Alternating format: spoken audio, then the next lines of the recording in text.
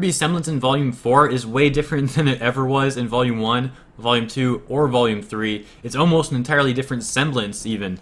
So, what we're going to talk about in this clip, in this video rather, is my theory on what happened to her semblance, what exactly caused it to change, and what is her semblance exactly either. So, first, let's kind of go through a few clips from Volume 1, Volume 2, and Volume 3. More specifically, Volume 1 and Volume 3, where we see some good showings of Ruby's semblance. So, and here's a clip from Volume 1, Episode 1, or rather, Chapter 1, Volume 1, I should say, where we see Ruby fighting Roman and Junior's henchmen there. So we see her semblance, you know, she has little rose petals going around. It's not a lot of rose petals, it's a little bit, but she's really using Crescent Rose for almost every attack, and using Crescent Rose, the shots for momentum, which we saw her do consistently through Volume 2 and Volume 3. Now here's another showing when she's fighting Neo on the airship. So once again, her fighting skills got a little better, but her semblance is the exact same. She's using it for the same way. You know, she's using Crescent Rose, firing the bullets for momentum, and really, there's nothing new going on with her semblance at all. It's not any different than it was in Volume 1, even though we're pretty much 3 volumes deeper in the show now.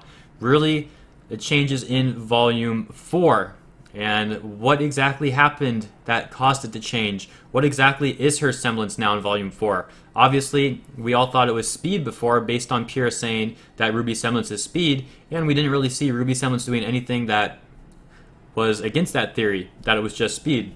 Now, Volume 4, we see it becoming much, much more than just speed, and there's a few very notable things to take with that. Now, we're going to watch some clips from Volume 4 now, and then I'm going to show you a clip of where I think Ruby changed and what exactly caused her to change this way and her powers to change, rather her semblance to change.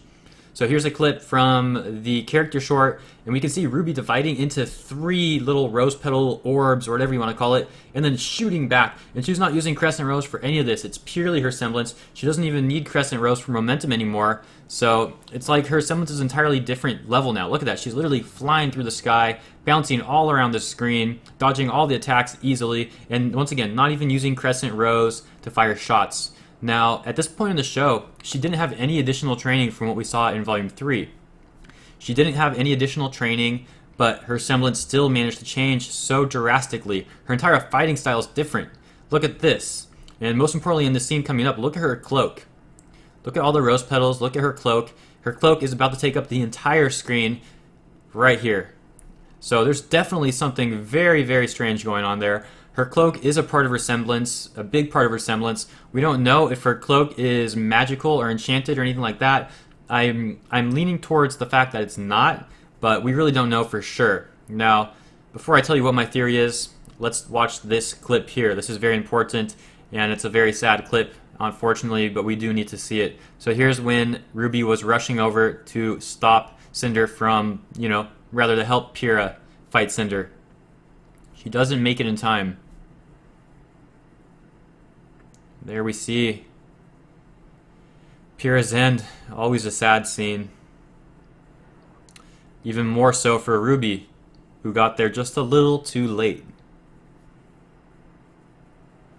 And here we go.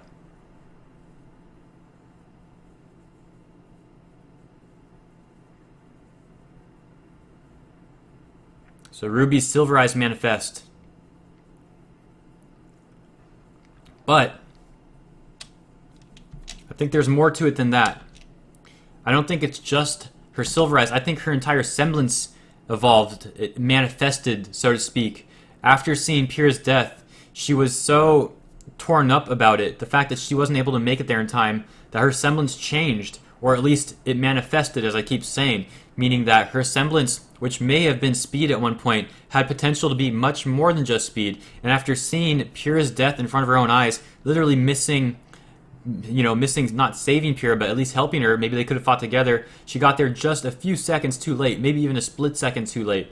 And, for someone who summons this speed, that's got to really take a toll on you, to lose one of your best friends in getting there just a second too late when you're supposed to be the fastest character in the show.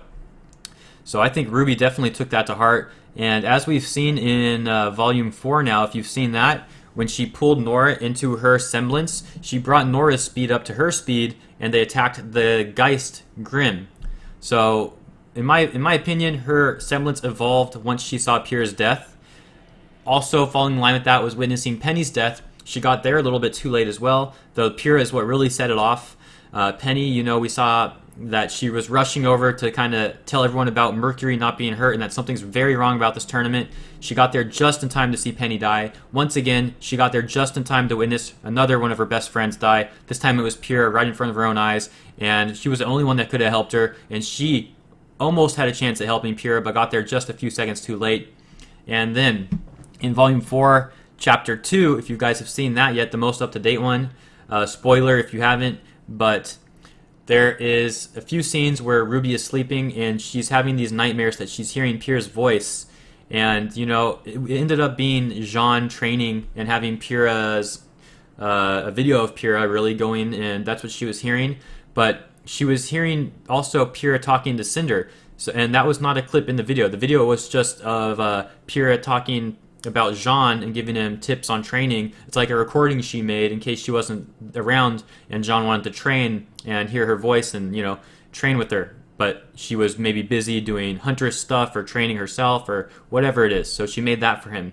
And now that she's deceased, that's really all that he has left of her, along with the, you know, the armor and whatnot. But what we heard in Ruby's nightmare was when Pyrrha asked Cinder, "Do you believe in destiny?" So it's not just the video that's affecting Ruby and her nightmare. It really is her guilt about not being able to help Pyrrha in time.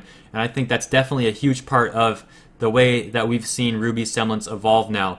And the last thing I'll take note about is that I think her semblance could possibly be a low-tier vector manipulation, meaning that she can control the direction of movement and amplify the speed. What really falls in line with that theory, aside from the whole speed thing already, is the fact that when she pulled Nora into the energy, that she amplified Nora's speed as well. If her semblance was just her own speed, it wouldn't have done that. If she's controlling the vector around her, her own vector, her direction, if she's able to control that, she would be able to bring Nora into that vector and amplify Nora's speed as well, which is exactly what we saw happen in Volume 1 when they were Volume 4, Chapter 1, when Ruby, Ren, Jean, and Nora were fighting that Geist Golem Grimm thing.